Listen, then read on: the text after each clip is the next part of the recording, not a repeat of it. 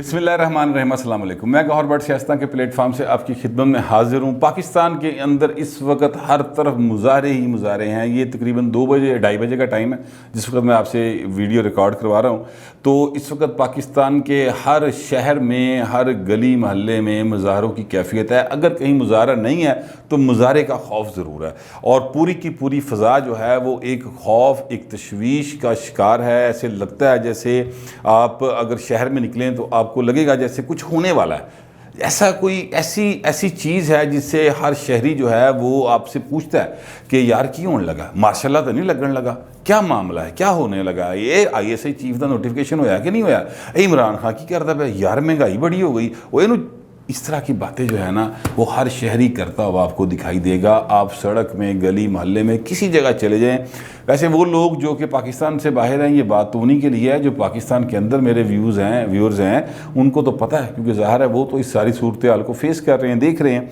तो ये हालात जो हैं इसको बने हुए हैं। पाकिस्तान का दिल है लाहौर, और लाहौर की एक इंतहाई मरूफ और मसरूफ़ तरीन शाहरा पिछले 3 रोज़ से बंद पड़ी है। TLP के कारकुनान जो हैं वहाँ पर बैठे हैं। मुल्तान रोड उस जगह को कहा जाता है, ये चौक यतीम खाना से लेकर पीछे तक, और आप लाहौर में किसी जगह पर फ्रीली मूव करने के काबिल नहीं हैं। जिस जगह पर मेरा ऑफिस है और मेरा घर भी चूँकि उसी एरिया में कहीं फाल कर जाता है, तो इंटरनेट सर्विसेज जो हैं वहाँ पर बंद हैं। ये तकरीबन 3रा रोज़ है इस सूरत हाल को बने हुए। अच्छा, अब इसमें हुकूमत क्या कर रही है? हुकूमत जनाब सिर्फ गिरफ्तारियाँ कर रही है। जो खबरें आई हैं उसके मुताबिक हुकूमत ने सैकड़ों लोगों को गिरफ्तार कर लिया है जो उस धरने में, जो इस वक्त वहाँ पर मौजूद हैं मुल्तान रोड के ऊपर, उसमें शिरकत के लिए जा रहे थे।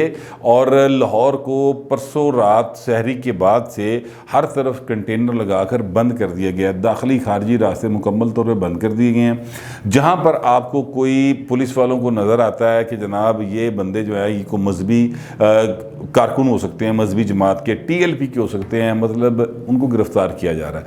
अच्छा, वो मजहबी जमात के हैं या नहीं हैं, इस बात से बिल्कुल क्या कहते हैं कतई नज़र पुलिस उनको गिरफ्तार करती चली जा रही है।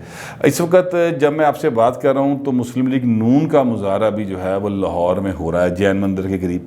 अच्छा, अब यानी मतलब आप सियासी जमातें हों, मजहबी जमातें हों, ये ज़ाहिर है TLP एक मजहबी जमात है, ये मुजाहरे करे, सड़कों के ऊपर है। अवाम जो है बेचारा आम आदमी वो पुसिया है, पहले रोटी को नहीं लभदी, महंगाई ने आसमान सर पे उठा रखा है। बंदा मतलब समझ ही नहीं आती कि कितने जाके बंदा वजे और हालात किस तरह जाएंगे और हमारा बनेगा क्या। ऐसी सूरत हाल में लोगों के अंदर ये खौफ पैदा हो गया है, और ये खौफ जो है वो किसी वजह के बगैर नहीं है।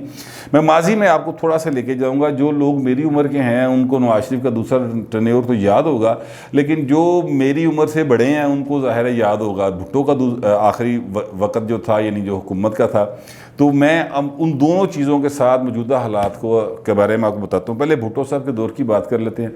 भुट्टो साहब ने अपने दौर के अंदर कादियानी को गैर मुस्लिम करार दिया, और उससे पहले एक तहरीक चल रही थी कादियानी को गैर मुस्लिम करार देने की, जिसके बाद ज़ाहिर है असम्बली के अंदर पूरी बहस मुबासा हुआ, और उसके बाद ज़ाहिर है वो कादियानी को गैर मुस्लिम करार दे दिया गया। लेकिन ये जो हैं अपना उलमा हजरात, इनको सुकून नहीं आया। इन्होंने तहरीक नफाज मुस्तफ़ा जो है सल्लल्लाहु अलैहि वसल्लम वो शुरू कर दी, और ये 77 में शुरू की, जो कि शुरू हुई थी असल में तहरीक के इल्ज़ामात थे कोई 8-10 सीटों के ऊपर के वहाँ पे धांधली हुई है, उस पर से ये काम शुरू हुआ था। बाद में उसको हाईजैक कर लिया मौलाना मुफ्ती महमूद साहब, ये मौलाना फजल रहमान के वाला साहब थे, और नूरानी साहब अनस नूरानी के, शाह अहमद नूरानी साहब अनस नूरानी के वाला साहब थे, मियाँ तुफ़ैल साहब जो जमात इस्लामी के अमीर थे, इन्होंने टेक ओवर कर लिया और तहरीक निज़ाम मुस्तफ़ा जो है वो बाकायदा चला दी। अच्छा, ये सारी सूरत हाल चली। मैं आपको ये भी बताना चाहता हूँ कि उसी दौरान आलमी सतह के ऊपर पेट्रोल की कीमतें बढ़ी थीं और महंगाई थोड़ी सी यानी बढ़ी थी, जिस पर भुट्टो साहब का एक क्लिप PTI वाले बड़ा शेयर कर रहे हैं आजकल कि जनाब ये पेट्रोल जो है ये पाकिस्तान प्रोड्यूस नहीं करता, ये बाहर से आता है, तो हम इसका क्या कर सकते हैं। तो वो बढ़ी थी, और जिसके नतीजे में फिर लोगों में एक गुस्सा भी था। महंगाई ज़ाहिर है पाकिस्तान में महंगाई पेट्रोल की वजह से हुई, उस वक़्त की हुकूमत ने नहीं की थी, लेकिन हो गई। لوگوں کو غصہ چڑھ گیا، مگر اس کا مطلب یہ نہیں کہ بھٹو صاحب اتنے ان پاپولر تھے کہ ان کی سپورٹ میں لوگ نہیں تھے، بہت بڑی تعداد تھی، اے ساریاں 9 ستارے ایک پاسے سے بھٹو کلہ ایک پاسے سی پھر بھی پارا سی، but anyways martial law لگ گیا۔ اسی دوران میں جو اسٹیبلشمنٹ اور سول گورنمنٹ کے درمیان تعلقات بھی جو ہیں وہ کافی کشیدگی کا شکار تھے۔ یہ ایک صورتحال میں نے آپ کے سامنے رکھی۔ اس کے بعد آ جائے جناب، یہ جو ہیں اپنا نواز شریف صاحب، 12 اکتوبر 99 کا جو کو ہوا۔ اچھا، 12 اکتوبر 99 کے کو سے پہلے کیا حالات تھے؟ فیبرری 1999 میں 1999 کی بات ہے، واجپئی صاحب لاہور آئے تھے اور جماعت اسلامی نے ایک بہت خوفناک مظاہرہ کیا تھا۔ لاہور پورے میں آنسو گیس کی بو تھی پھیلی ہوئی، جگہ جگہ پہ اینٹیں چل رہی تھیں، لاٹھیاں چل رہی تھیں، برا حال تھے، بونکے دیہڑے والا سین تھا۔ مجھے اچھی طرح سے یاد ہے، میں پاکستان اخبار میں ہوا کرتا تھا تو ہم کور کر رہے تھے اس صورتحال کو۔ اچھا، اب وہ اس دوران اس سے پہلے ہی نواز شریف کی اسٹیبلشمنٹ کے ساتھ ان بن شروع ہو چکی تھی۔ آپ کو یاد ہوگا جنرل کرامت سے نواز شریف صاحب نے استعفیٰ لیا تھا، ٹھیک ہے۔ اچھا، اب ان بن چل رہی تھی اسٹیبلشمنٹ اور سول گورنمنٹ کے درمیان، جماعت اسلامی مظاہرے کرنا آ گئی، پیپلز پارٹی اور دوسری جو سیاسی جماعتیں تھیں وہ بھی آلریڈی نواز شریف کے خلاف میدان میں تھی، مظاہرے چل رہے تھے۔ 97 سے آن ورڈ وہ چلتے ہی چلے جا رہے تھے۔ مہنگائی بھی ہوئی تھی، اس کی وجہ کیا تھی؟ IMF نے قرضہ دینے سے انکار کر دیا تھا۔ انہوں نے کہا جناب جی قرضہ لینا ہے تو تسی جا کے نا ٹیکس لاؤ پہلے۔ نواز شریف نے کر دیا صاف انکار، انہوں نے کہا میں ٹیکس ٹوکس کوئی نہیں لانا۔ مہنگائی بڑھ گئی، ظاہر ہے، کیونکہ پاکستان نے کیے تھے ایٹمی دھماکے، اور ایٹمی دھماکوں کے نتیجے پر لگی تھی پابندیاں پاکستان کے اوپر۔ پاکستان نے ڈالر کر لیا تھا فریز، ڈالر اکاؤنٹ سب کے فریز ہو گئے تھے، اور پھر ظاہر ہے کہ لوگوں نے پیسہ کٹ لیا۔ جڑے امیر لوگ سر میاں منشا ٹیپ دے یا اور جو سیگل سگل اس وقت اس طرح کے لوگ ہوتے تھے امیر، اے جڑا ہے نا اپنا ملک ریاض، یہ ادو بیچارہ پتہ نہیں کتنے ہوندا سی، پتہ نہیں شاید کوئی دیہڑی دوڑی لاندہ ہوئے گا، لیکن بہرحال یہ اس وقت کے امیر ترین لوگ تھے، تو انہوں نے وہ کر لیا۔ نتیجہ یہ نکلا کہ پاکستان مکمل ڈاؤن فال کی طرف چلا گیا، یعنی اکانومی کے اعتبار سے، اور مہنگائی بھی اپنے عروج پہ چل گئی۔ پھر 12 اکتوبر 99 ہو گیا، وہ تو پھر آپ کو کہانی پتہ ہی ہے۔ وہ بہانہ ہے ایک کہ جناب مشرف اترا نہیں دیتا، چڑھا نہیں دیتا، وہ ایک کہانی لگ ہے، مگر حالات اس طرح کے بن گئے تھے۔ اب دیکھ لیں کیا ہو رہا ہے۔ اب مہنگائی اپنے عروج پر ہے، پیٹرول کی قیمتیں عالمی سطح پہ بڑھی ہیں، بالکل کوئی شبہ کی بات نہیں ہے، لیکن حکومت نے مہنگائی کو اس سے پہلے کنٹرول کرنے کی کوشش نہیں کی۔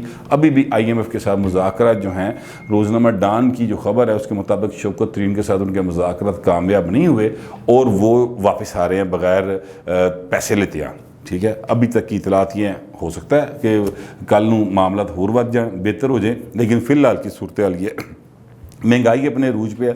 نون لیگ مظاہرے کی کال دے رہی تھی، مجھے یاد ہے آج سے 1 سال 1.5 سال پہلے جب تک مریم نواز شریف صاحبہ جو ہیں وہ سیاست میں اس طرح سے ان نہیں ہوئی تھیں، تب تک مظاہرے کی کال دی جاتی تھی۔ یعنی یہ نواز شریف صاحب ساری باتیں چھوڑتے ہیں، نواز شریف صاحب یہ ہاسپٹل کے باہر ہاسپٹل میں ایڈمٹ تھے، سروسز ہاسپٹل لاہور میں، اور بطور رپورٹر اسی باہر سارے ایڈمٹس ہیں، یعنی جب تک میاں صاحب اندر رہے ہم باہر تھے۔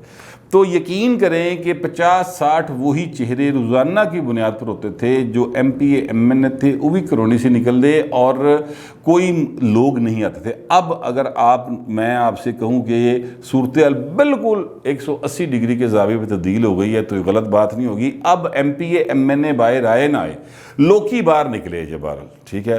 آپ نے پنڈی میں ہونے والا مظاہرہ دیکھ ہی لیا ہوگا، نیکسٹ ویلاگ میں اس مظاہرے کی بھی میں آپ کو فوٹیج دکھاؤں گا۔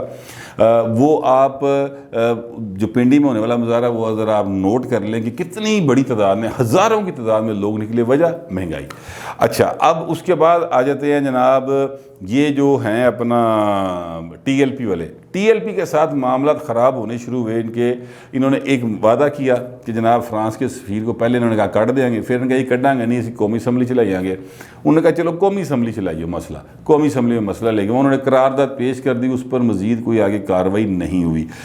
ایک بات وہ چل رہی تھی اپنی جگہ کے اوپر، لیکن اس پر اتنا زیادہ ایشو نہیں تھا۔ ایشو کیا بنا؟ ایشو یہ بنا کہ جناب سعد رضوی صاحب جو ہیں ان کو گرفتار کر لیا گیا جب ایک جنازہ پڑھا کے آ رہے تھے، اور اس کی فوٹیج بھی وائرل کروا دی گئی۔ نتیجہ کیا نکلا کہ ہر طرف مظاہرے شروع ہو گئے، پتہ نہیں کتنے کو کہتے ہیں، کوئی 30-35 کے قریب، ویسے میری اطلاع کے مطابق تو 7-8 کے قریب لوگ جو ہیں وہ شہید ہوئے تھے، لیکن کچھ صحافی بہت بڑی تعداد بھی بتاتے ہیں۔